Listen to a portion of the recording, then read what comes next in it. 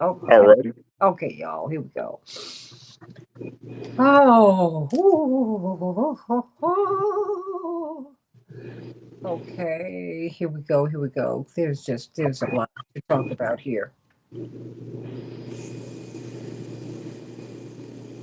Wait 1 minute. I want to look at this because I know I was very, very happy about. I was very happy about this race, quite frankly. Oh yeah. Oh yeah. It So shows a lot of different metrics. I think so. We're going to get right to it, and we're coming up in three. Hey, everybody. Welcome, welcome, welcome to the Santita Jackson Show here on AM 950 Radio, the voice of progressive Minnesota. Let's talk about that Tennessee congressional race. What happened? Yes, Republican Mike Van Ness won. But guess what? Afton Bain gave him a run for his money. President Trump won that district by 22 points just a year ago. Hmm. And the Republican won by 9 points. That's it. That's a loss of 13 points. That's a hemorrhage, everybody. The Speaker of the House went there. The president got on the phone and was there as much as he could be. Because I'm sure the Republican Party were trying to figure out, well, with affordability being an issue, we wonder how popular he might be because we didn't expect to be losing this much support in such a short period of time. So let's talk about this, everybody, because Afton Bain, did she really lose? I don't think so. I think she won. And I think there's a pathway to victory for her and other progressives. To be very frank with you, Dr. Joseph Kyles, someone who is, I've known, I don't even remember not knowing you and your family, quite frankly. I think our first chapter of Operation Push, the precursor for the Rainbow, was established in Memphis, Tennessee. So I've been going there since I was about 8 or 9. That's right. And my parents, and my mother in particular, had so much love and regard for Mrs. Gwen Kyles, your Uncle Billy's wife, Hmm. that she let us stay at their home. My mother did not do overnights. And as you look around you, you can understand why. That's But right. when we went to Memphis, we stayed at their home. And she was kind enough because I think I was 8, Jesse was 6, Johnny was 5, Yusuf was a super toddler. And she took us on. She had Yusuf on her hip and the rest of us around that house. And it was, boy, what a wonderful time. But we learned so much being in Memphis, being with Stax Records, seeing this tremendous record company that was offering so much to us culturally, but they were also at the foundation of Rainbow Push and Absolutely. Operation Push. Al Bell, we can't say enough about him and that wonderful team of people, but Reverend Billy Kyles. We send him and Mrs. Gwen Kyles so much love as they are in the heavens looking down upon us, and my dear friend Devin. Sending them so much love. But, as we welcome Attorney Daryl Jones, as he's getting in here, chairman of the Transformative Justice Coalition, but Dr. Joseph Fowles, Rainbow Push Memphis. He's, of course, affiliated with many, but let's make Reverend Jackson happy. Say this is how he came into this movement. He came in through me. Absolutely. But Absolutely. let's talk about this race because it really was something that we were watching very, very closely all night long. My father was watching it very closely. And my mother had some really keen observations, and she's very sharp politically. Yeah. She said, I hope the Democrats don't go back to their racist ways and decide, yes, to go to the right. Oh, yeah, poor Daryl. He's like my mother. He goes, oh, ooh. My mother, she's a straight shooter, everybody. She is. And she said, because I hope that they don't decide, because they tried to do this with Reverend. They've tried to do it with Bernie. They continue to try to move to the right when their Right. people are telling them, move left. That's right. You don't lose 13 points in a year. Oh, wait a minute. The Speaker of the House went down there Hmm. to try and save this race. Hmm. But Black people showed up. I want to start with you, Dr. Joseph Kyles, because you are there.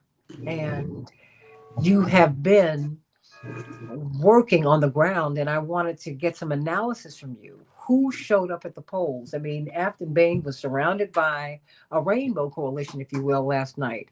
So Absolutely. that says a lot about the people who were supporting her, and they didn't look defeated, they looked energized. So as we begin, I want us to go meet me on X at Santita J, at Santita J. Of course, you're on the Santita Jackson Show YouTube channel.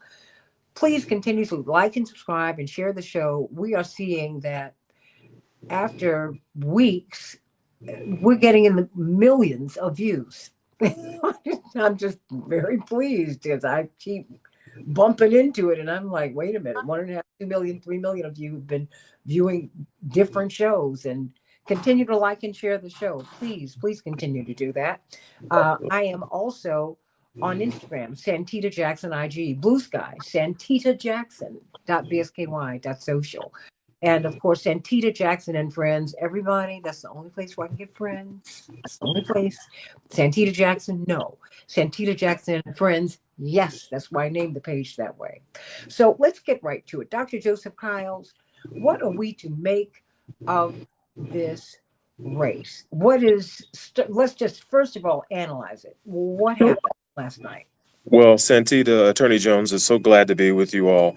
It was a highlight as we watched the efforts of Afton Bain and members of the Democratic Party, but more importantly, that Rainbow Coalition. As you saw, uh, Afton Bain, as she spoke and was graceful in her comments and kind, you looked behind her and you saw a makeup of Nashville, of Williamson County, of Franklin County, which is a very affluent district. Mm-hmm. You saw the issue of affordability take prime and center stage. And so in Tennessee, in this area, which goes from a very affluent community to those who have struggled, and as we spoke prior to this race, the issues of food sustainability, clean air, water, the environment, these are major issues. But also, you saw a lot of Republicans who decided not to support their own candidate. And as Attorney Jones shared with us the last time we were all together, I think that is a key when Republicans decide to sit this out, because they are displeased with the way their leadership is taking them. And what's more important, and I think what we all should be talking to national leaders and the Democratic Party, is that the United States Senate seat is in play now. And not just in Tennessee, it's in play in other countries. I mean, in other areas of the country. And healthcare has now taken center stage. If we're only, what, 4 seats behind, I believe, Mm-hmm. at this point, there are some very vulnerable, close races throughout the country where now members of Congress, if they're Republicans, are going to have to say, we're going to distance ourselves from this nonsense about damaging Obamacare. And it now takes center stage and gives the Democrats a real strong bully pulpit to say, let's treat all Americans fairly. What did Afton Bay do? How did Afton Bain get so close? Who is she? So she initially came on the scene as a strong organizer. She came up in organizations like that of Rainbow Push. She is someone who can and has shown the ability to create partnerships across the aisle, good common sense politics. She's well liked not only in the Tennessee House Legislature, but she's well liked throughout the state of Tennessee, which is a very conservative state. And so out of 95 counties, and I'll add, we've got a governor's race coming up soon. And so what Tennessee looks like and how we purport ourselves in this midterm elections, and what we've seen last night, several millions of dollars were spent on a special election with a candidate, virtually any other candidate in the country, if they were going to put some metrics up, young man from West Point, had all of the checks in terms of who they wanted to represent them. And he had to battle for his life in a district that was designed for someone with his demographics. And so I think that Afton has shown her ability to really reach people and reach those across the aisle without going too far right. She still said, they tried to attack her because she talked about some aspects of Nashville. But she really is someone who builds bridges. And I think that's what America's looking for.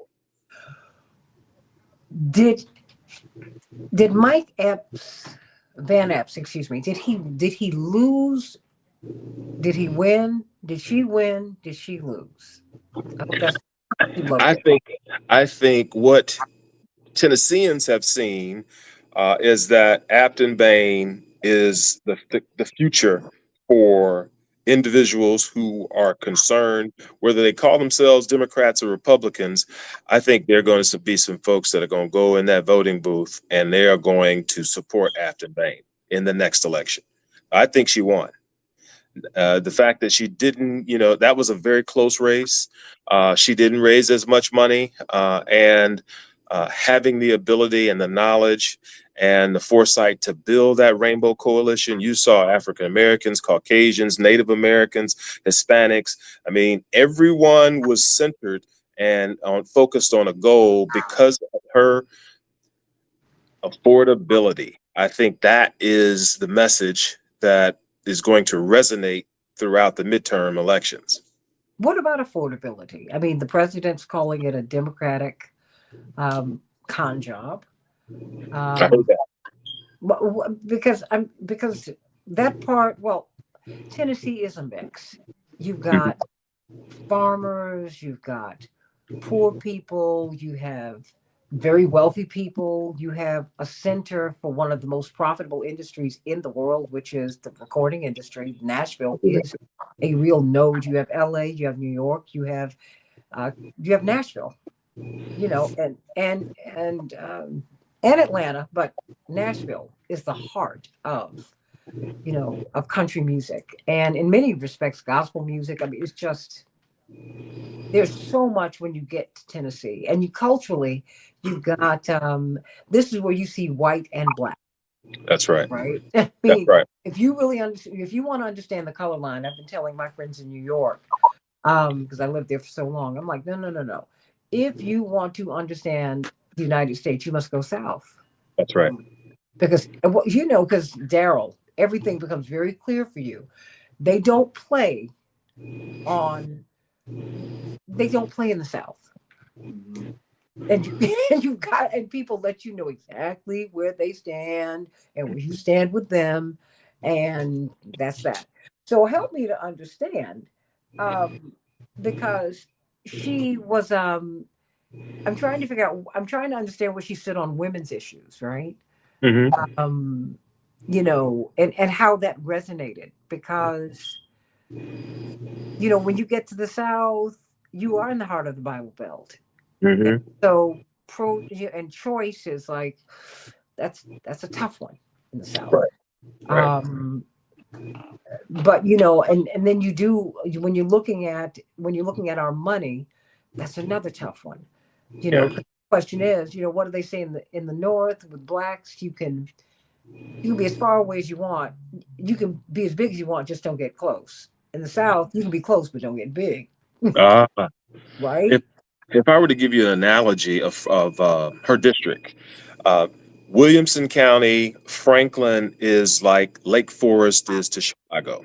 Ah, Okay, so it's ultra wealthy, very conservative, rolling hills, 10,000 square foot homes on 5 acres, and the country music, the gospel music, the producers, now they're going into even the movie industry. mhm. So that district, and it's farmland, so it goes from the very wealthy to the farm producing land, to those who are way below the average median income for that area. So you're talking about a very diverse area, which, much like the country, is rural.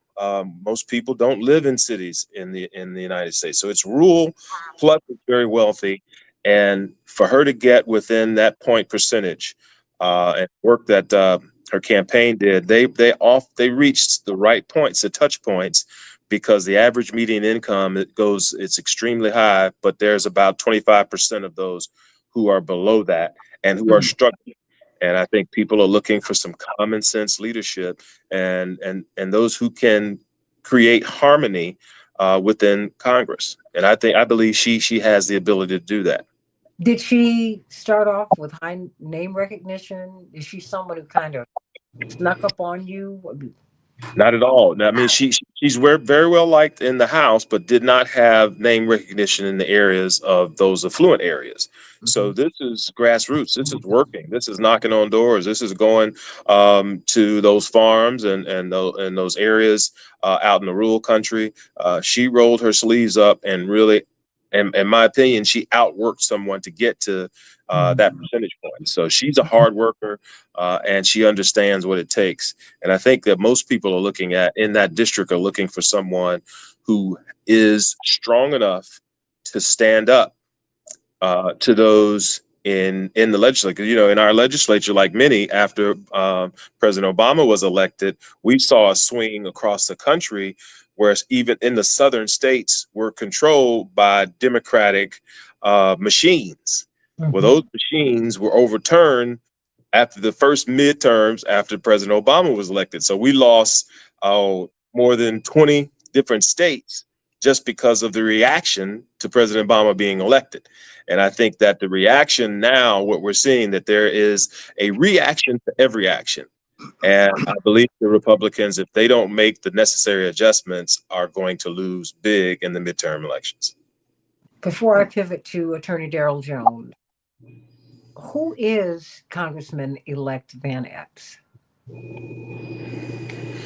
Well, he is, I can remember Reverend Jackson being quoted in a book, and it talked about the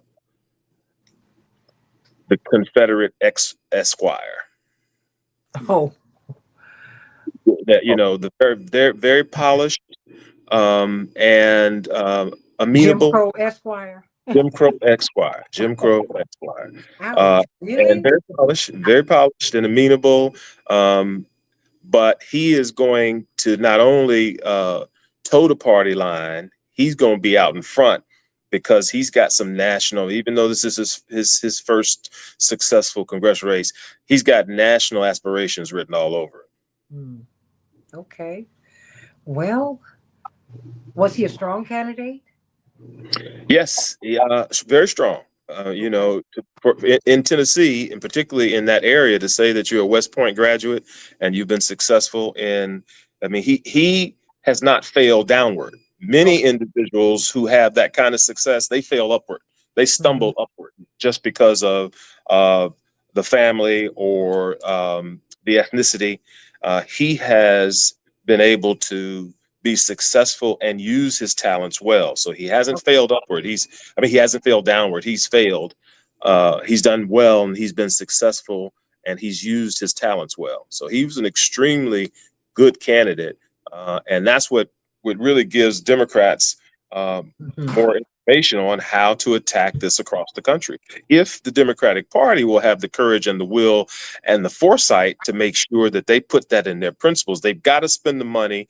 They've got to make sure that they fund candidates that have not only the ability to win, but they've got to go into these markets and these areas where we know that we can swing it and we can swing it the right way.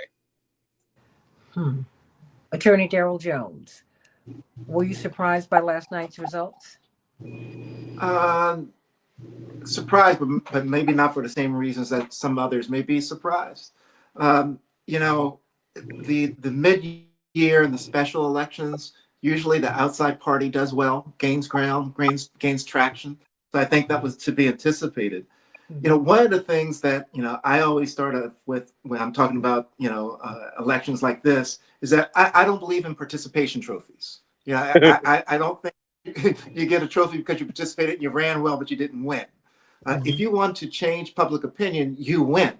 You know, that's how it happens. So, you know, hats off to, you know, I'm sure a great campaign that was run by Ms. Bain, but the Democrats didn't win.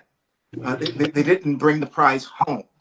And so when the analysis begins and folks are saying this is such a great message, that's across the message about how the Democrats have the material, they have the ideas, that they're gaining ground, that they've gotten closer. I caution that, and I say, let's look at this in its picture, right? This was a campaign. This was an election that was run in an economy that is doing horribly. It's run in an environment where Medicaid and healthcare is a major issue, a major hit on the Republican Party. It's run. This is in an era where food prices are high. What Dr. Kyles and Terry O'Neill told us before, that the agriculture side of that they're really bothered with regards to what the administration has done. So you have all of these high negatives that are in place. And despite all of those high negatives, despite many of the Republicans saying, I'm not going to vote, they still could not overcome the margin of what was there to bring home the victory and to win. So I raised just a little concern that's there with regards to that participation trophy, and this is what we can learn from it. I do think that one of the things No, I was going to ask you though, just to that point, because I don't want to miss that point.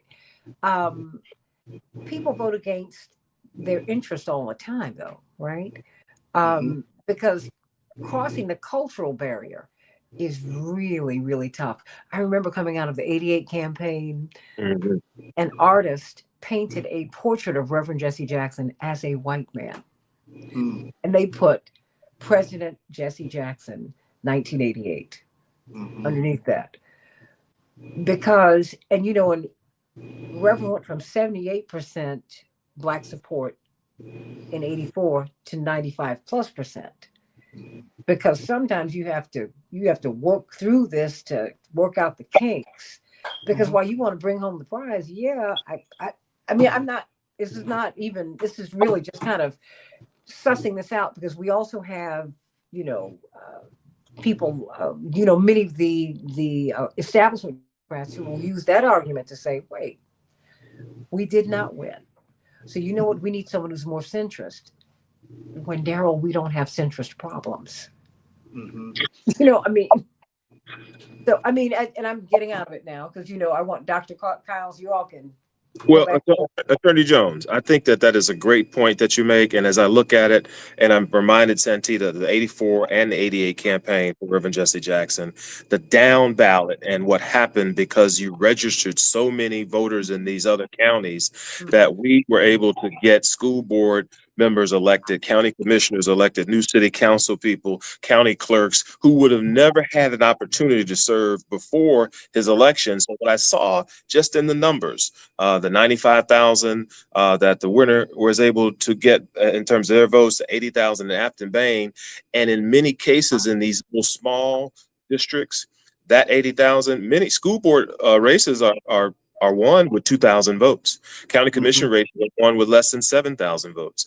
And so it really means that what she was able to do to get 80,000 people out and to vote for her in the midterm elections in the special elections, now come the midterm elections. If the Democrats will pay attention to exactly what you're saying, not participation, but now ballooning and mushrooming that success, so that we're not just concentrated on the race that with the top of the ticket, that everybody else wins down ballot. And I think that's important. So I just wanted to interject there.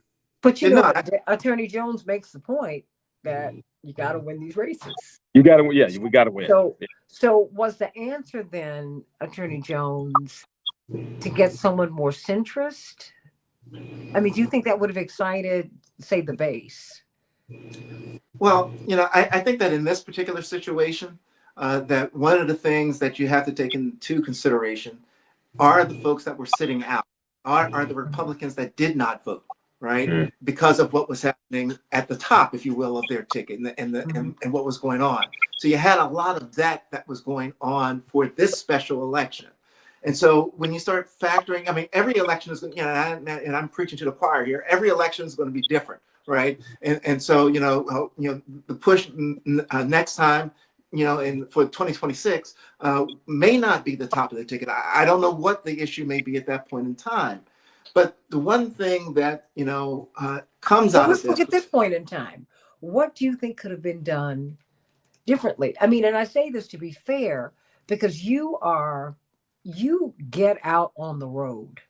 Hmm. And I don't, as the chairman of the Transformative Justice Coalition, of course, you all can listen to his and Barbara Arnwine's radio show every Tuesday at 12 noon Eastern Standard Time. And I'm doing this back and forth because this is a real argument that's being presented within the party. Hmm. So don't think that he's just out here just saying things. This is an argument, Dr. Kyles, that is being made within the party today. So I think that what you're bringing here is very important. Um, what do you think could have been done differently in this race, or Well, should have been done differently in this race? well, there's certain parts of the race I can't speak to that Dr. Kyles can speak to because he's on the ground there. And one of the biggest things that the Democrats generally mess up on is money and when to infuse money into the campaign. They wait until it's too late. People are being defined by the opposition. And then at that point, it's pretty much difficult to overcome. Or you have this mass infusion of cash to the Republican side because they see the person's in trouble, and you don't have an equal infusion of funds on the Democratic side. So, part of it has got to be that for the Democratic Party, they've got to invest in these races earlier, and more heavily, and and bring that to the forefront. The other thing that concerns me of the message that comes out of this race is that gerrymandering works. Gerrymandering works because this is a heavy gerrymandered district.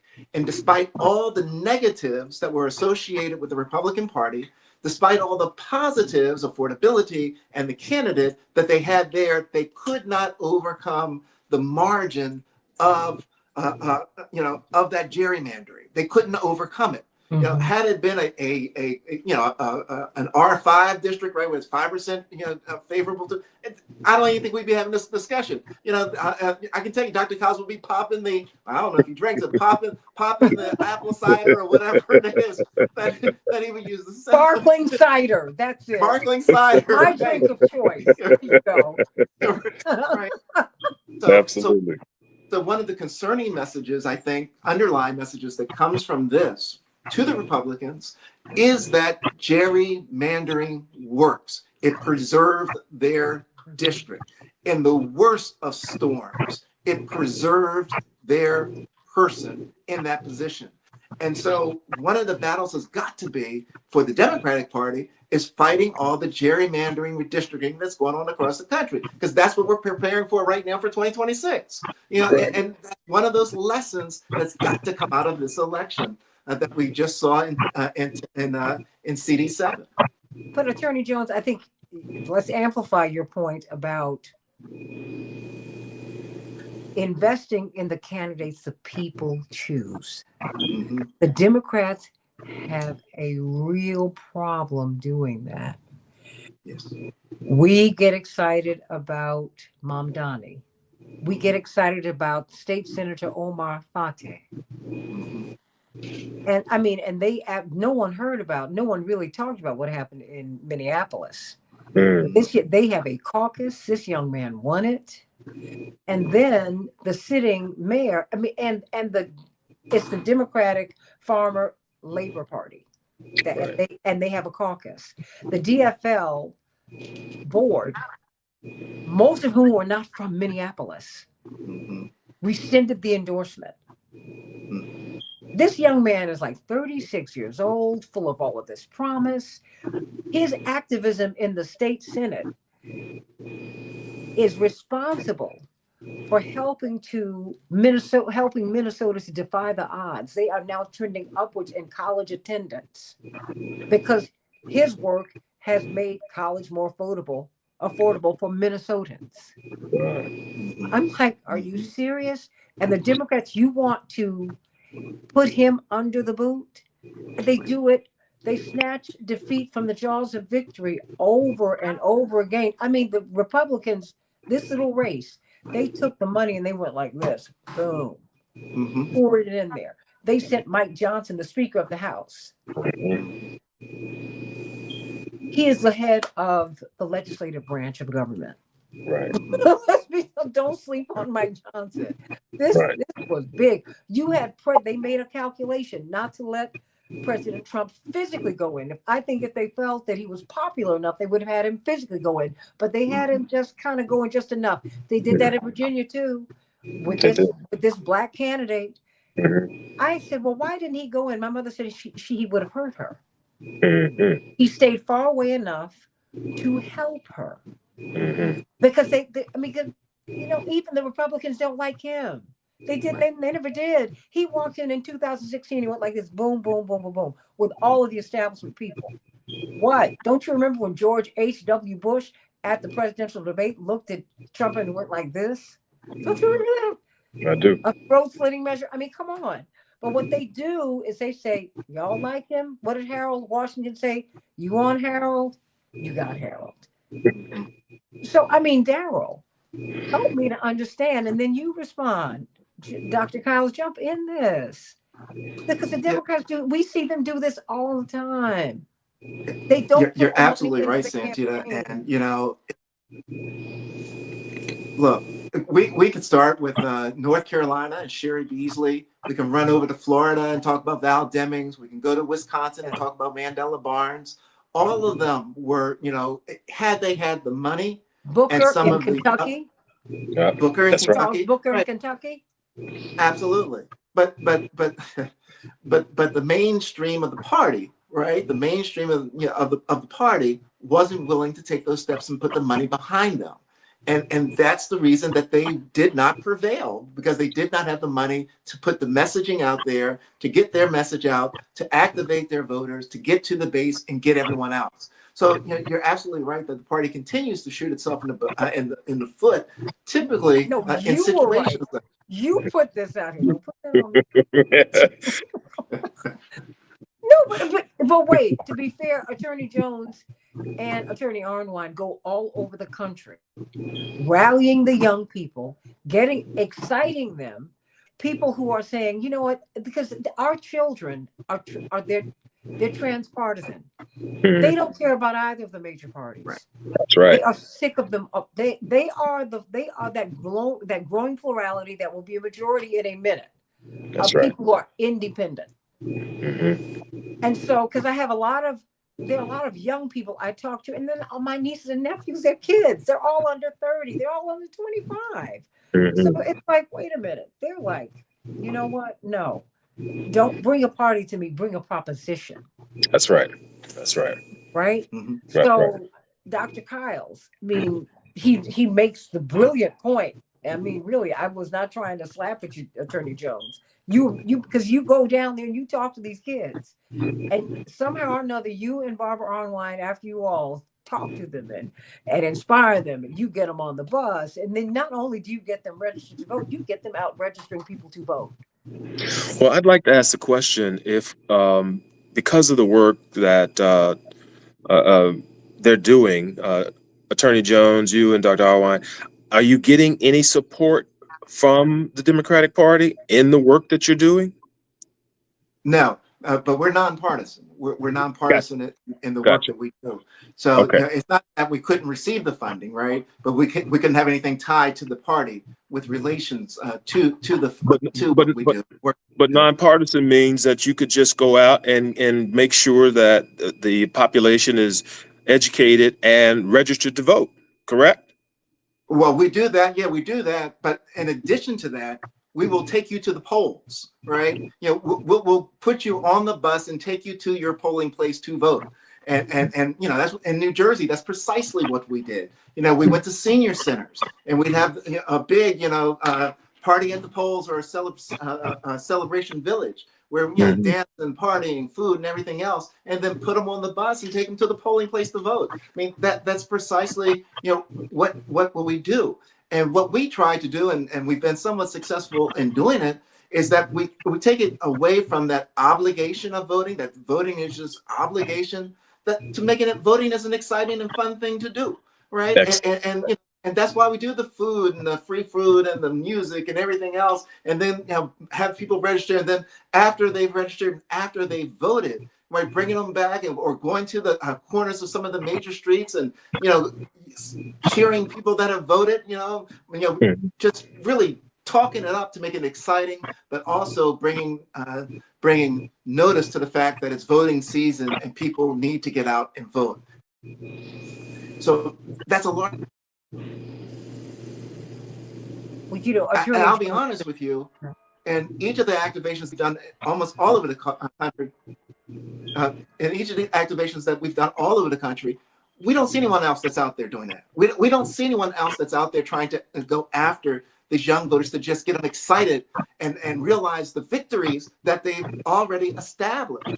And that's one of the things that, people always look at the negative side to say what young people aren't doing, but they don't go to them to say that it's because of you that there are environmental laws that are in place. It's because of you that Confederate statues came down. It's because of you that gun laws are now put in place on federal legislation. You've got to award their victories. You got to let them see their victories. And so, what we try to do is, the young folks that we have when we go into our activations, if we were in Nashville, they would have come from Chicago. They would have come from Philadelphia. They would have come from different parts of the country, Wisconsin, into there, because young people can talk to young people on a level that we can't. What we can do is we can instill them with the information and then have them go at it one-on-one with regards to their generation, so they can speak directly to them in a way. And, I don't know much about TikTok and all this other stuff, but I do know who does know something about it and can relate and talk to you about it. So that's a large part of what I think the Democratic Party needs to do. It's also a large part of what the conservatives, or the, whatever you want to call them, the middle part of the party is not doing, because they don't necessarily want all the change that the young people see that comes along with it. Today, Santita and Attorney Jones, we had the president of Tennessee State on campus at a high school that we work closely with through Rainbow Push Coalition, Memphis. And we are working on conflict resolution and social emotional learning for our young people. And so, Santita, as I hear Attorney Jones talk about the work that they're doing, it makes all the sense in the world for the Democratic Party to get together with them and give them a budget to go across the country in all of these districts that are contestable, to create that information about, and I understand the different legalities that may exist, but I'm reminded of this. I'm not sure if it was the 84 campaign for Reverend Jackson or the 88 campaign, but a longtime family friend of ours got in this race yesterday, Vice President Al Gore. Mm-hmm. And at the time, it must have been the 84 campaign, Reverend Jackson beat Al Gore. 88. In 88. So he beat the son of a sitting senator and had everything behind him and had everything in front of him. And the work that Reverend Jackson and the Rainbow Push Coalition had done and the relationships that they had built, he beat Al Gore in Tennessee. And in the South. That's right. I mean, because Super Tuesday was configured to take Reverend Jackson out should he decide to run again. You remember this, Joseph, in 1988. I do. And the DLC, among the words in their founding document was, we are formulating to counteract the impact of Jesse Jackson and the 2.5 million voters he's brought into the Democratic Party. If we are not successful, we are going to move to the Republican Party. That was Bill Clinton, that was Al Gore, that was Sam Nunn, that was Chuck Robb. These were the big boys at the time. Yes. Okay. They were the Blue Dogs, Al Fromm. They had the money. And so they brought out Al Gore, who was by that time Senator Al Gore, from an iconic American family. That's right. They brought him out, and the plan was for Al Gore to beat Reverend and end his campaign. And on Super Tuesday, Reverend finished first and second in every race. Al Gore did not exit the campaign. He suspended his campaign and went to New York and tried to beat us into the ground on anti-Semitism. That's right. I'll never forget that. That's right. Ever. The power of And the platform that Reverend Jackson had in terms of inclusion, right? It was not all about. I can remember a conversation, and I was in high school at the time, but I was sitting at the table, and Reverend Jackson has a way of getting his point across without being overly aggressive, and he just clearly said to everyone in the room, "We are not running a black campaign. This is about everyone under the tent, everyone who feels pain, who's poverty, who's left out, who have been trapped out, who have been designated as the underprivileged and the underscore of society. A rising tide lifts all boats." And this is a campaign from a Black perspective. That's right. From, as you said, from the bottom up, from the manger up, not the mansion down. That's right. And let me speak to Solomon for a hot second, because you said if the Democrats did all this to Reverend Jackson, why do you keep supporting that party? It was never about the party. It was about the people. The party was the portal that we had in 1988. Reverend has been pulled by Republicans down through the years. We even bumped into an invitation sent by President Nixon to my father's parents to attend his inauguration in 1972. Reverend has never been hostile to anyone. No, And if you listen to his speech, and if you listen to his speeches, particularly throughout the 70s, he would say, I don't trust either party. And he would even say that with the Democrats in the 80s. This is not about falling in love with the party. This is about falling in line with our proposition. Because we had young Black Republicans for Jesse Jackson. Armstrong Williams headed that up in 88. Right. That's right.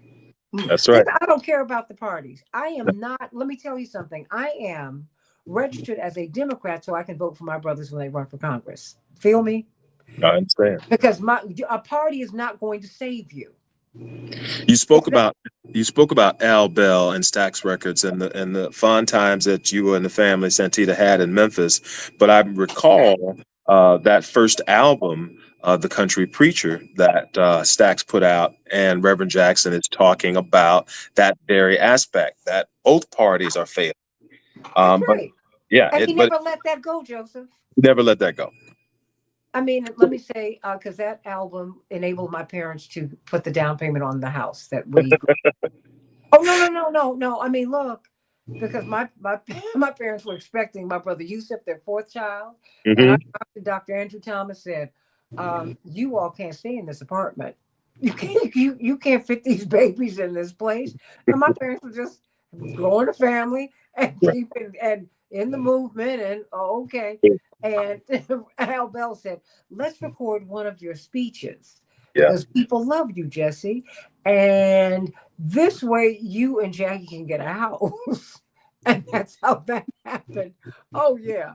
I mean, and what I think that I love Abby Phillips, and I love the book because she was so respectful of my father. One thing that I do want to correct the record here. When he got the house, it kind of happened that it happened that way, but we didn't go to private school. No, that's right. No. Jesse ended up going to private school because my father was so controversial that my parents had to pull him out. He was also hyperactive. Now you see that he's bipolar. My brother's brilliant, but he was bouncing off the walls, and doctors wanted to put him on medicine. And my parents were like, oh, absolutely not. And my parents knew that if they could destroy Jesse Jackson Jr., they would. Absolutely. So they said, let's put him in an environment that will be helpful to him. And then they let my brother Jonathan, if you want to go for a couple of years, he did. Then he wanted to come back because Jonathan, basically, I went straight through public school. Jonathan, except for a couple of years, went to public school too. And that's what we did. But, that's, we didn't live, it wasn't glamorous, everybody. It was what it was. But I think what Dr. Kyles brings up, and he knows this, Daryl, because our families have been close for 6 decades. And the thing is, it has never been about a party. Never. It's been about including us. Remember, and we keep going back to the Jackson campaign, but I think it's important for us to do that because Reverend has always said to us, we were in slavery longer than we've been free. When Reverend ran, we were not 20 years away from the Voting Rights Act. That's right. And we knew that from 65 to 1983, we're still fighting the Democrats to get on tickets. Once I mean, if we are gathering traction, the Democrats were kicking the people who we would send, they would try to snuff out. Right. They may send us people who were completely useless to us. Right. We send the strong, they choose the weak. That's what I always say. So I think it's important for us. I want us to, get this record straight, because also, as my father said, my grandfather, his father was a Golden Gloves boxer. He said, champions take hits. That's right. And you take more hits than you give. You just need to have enough energy at the end to be able to not deliver that knockout punch, which is what he did. How ironic it is that Reverend has the fighter's disease, Parkinson's, and it's the most aggressive form of it. So what he did, he took the hits so you wouldn't have to. That's right. So you could be included. Because you wouldn't have any of this unless he took these hits, unless Marion Barry took these hits. A Memphis guy. Richard Hatcher took these hits. Unless they tried to kill Al Bell when he was trying to hold on to his masters. They literally surrounded him in his studio, and he sat there with his guns and he said, I'm willing to die to protect our music. Right. There's a high price for freedom. There is. And so I want to tell you that story. I don't want you to think that he's not been just sitting around the Democrats. The Democrats never respected him. My father did not have a seat at that convention from 2008 until 2024 when he was in his own wheelchair, brought his own chair. Starting in 2008, he was unwelcome at those conventions. I was there with him. I was there with him, and we walked the entire stadium, and no place to sit. We made friends with the local law enforcement, which he would often wonder how we did that, but we made friends with the local law enforcement, and we had to find seats for one of the most iconic figures in the century, and it baffled me, particularly the convention in Colorado, where we were initially backstage. We were backstage, and we were walking out. I'd made a friend with the current chief of police there, and the sheriff. He was the sheriff, and he gave us a detail. I was there. You remember? And because number one, they had told him, and this was when Obama was nominated. That's right. They did not want him to come. That's right. They said, you made this comment about Reverend. Reverend never, ever, ever, ever, ever, ever said that he would cut a certain part of his anatomy off. He said, if he does not stop talking down to Black people, that is what's going to happen to him. And that's what happened to him in 2024. That's exactly what happened. Reverend doesn't talk like that. No.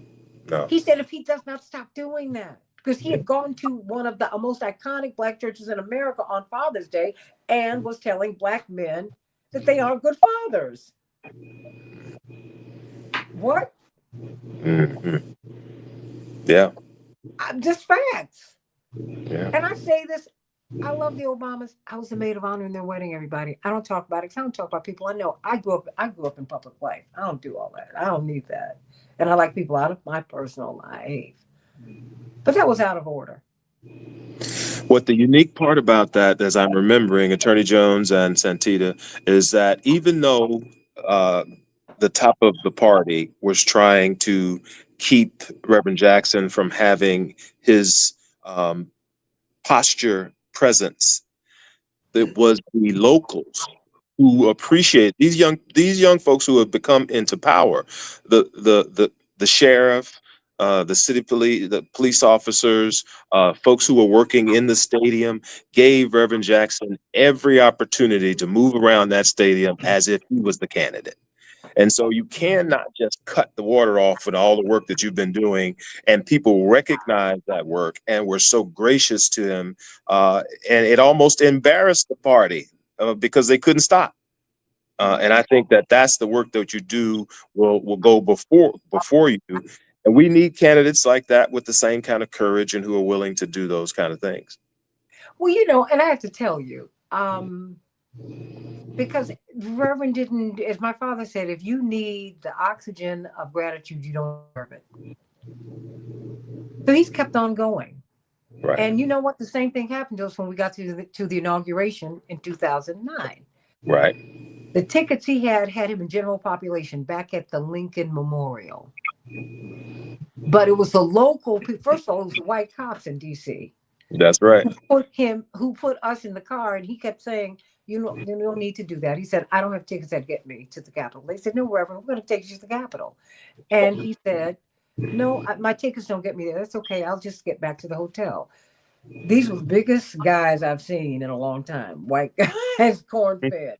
They pushed him down in the car, pushed my sister and I down in the car, and they drove us through the tunnel, through the people. And then they dumped us at the Capitol. They said, Reverend, enjoy the day. You deserve it. We That's wouldn't be here without you. Then the right. Secret Service saw us. They were nervous because it was clear. My sister and I looked at each other. We were like, they were told not to let us get close. They sat us in the room. Would you like coffee, hot chocolate? We said, no, we'll be fine. Well, they said, Reverend, we're so sorry, but we're going to get you as close as we can. And then the people pushed us forward, and we were sitting next to Oprah. That's right. It is no secret what God can do. What he's done for others, he'll do for you. With arms wide open, he'll welcome you. It is no secret what God can do. I ain't mad at nobody. That's right. That's right. I just want to hold on to this bloodstained banner, stand up for the poor, give them a voice. For the downtrodden, give them a voice. That's all of the issues for which we have stood. The people who stood with Afton Bain last night, they won.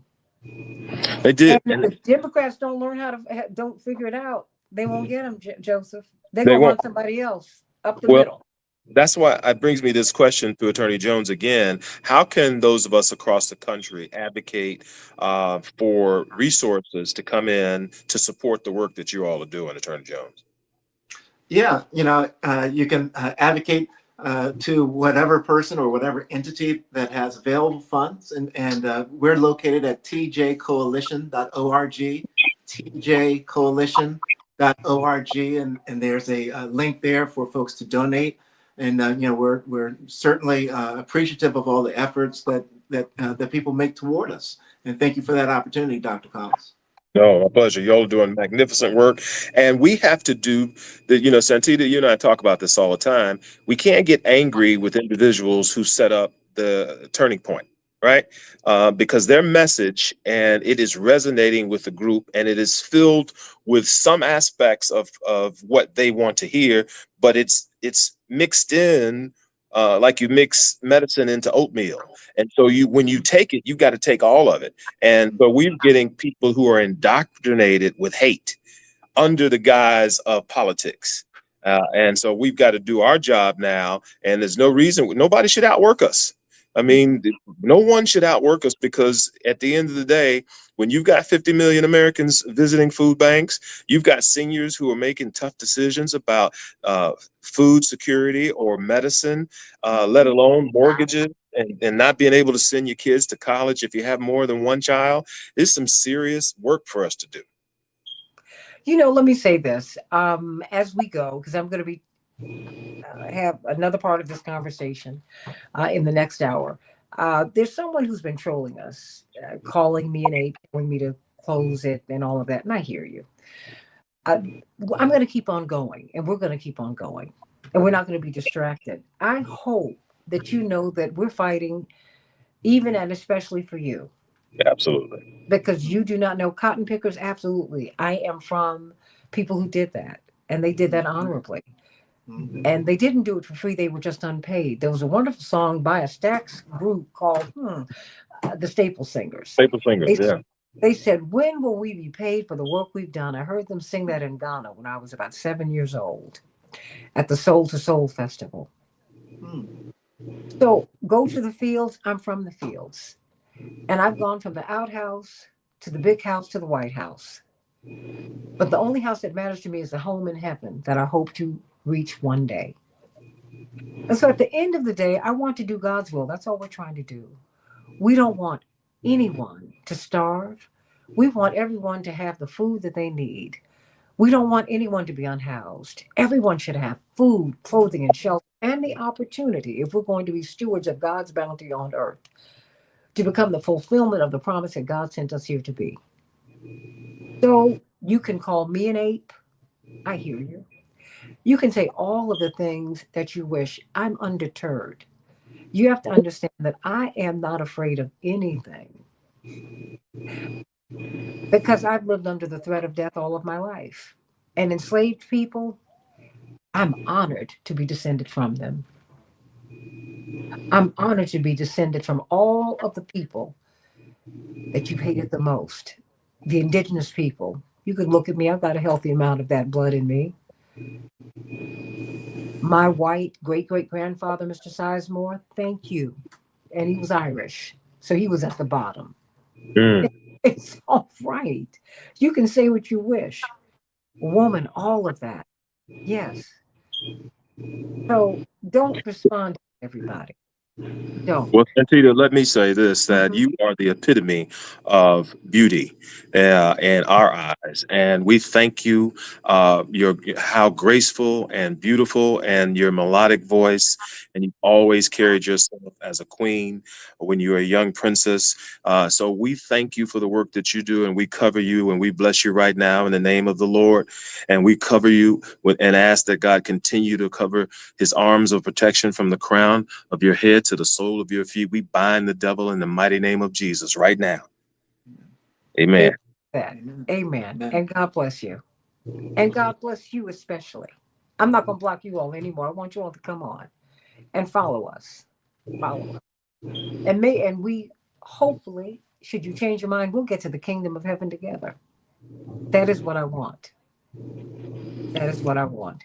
God bless you all. God bless you, Dr. Joseph Kiles, My pleasure. Attorney Daryl Jones. It is all good. Amen. Go ahead, Afton Bain. Now you run, girl, run. Because now look at what, if you can close in a few minutes these 13 points, what can you do by the fall? Mhm. I can't And who else wait. has she inspired? Amen. Come on. She's That's right. inspired me. She ought to be inspired herself and keep on coming. Don't stop. That's right. I told you, don't stop, don't stop, don't stop. Come on, don't stop the music. Come on now. You got to do it. I love you, everybody. More of Love the you. Santita Jackson Show, AM 950 Radio, the voice of progressive Minnesota. Love you, Dr. Joseph Kiles. Love you, Attorney Daryl Jones. Love you. By AM 950 Radio, the voice of progressive Minnesota.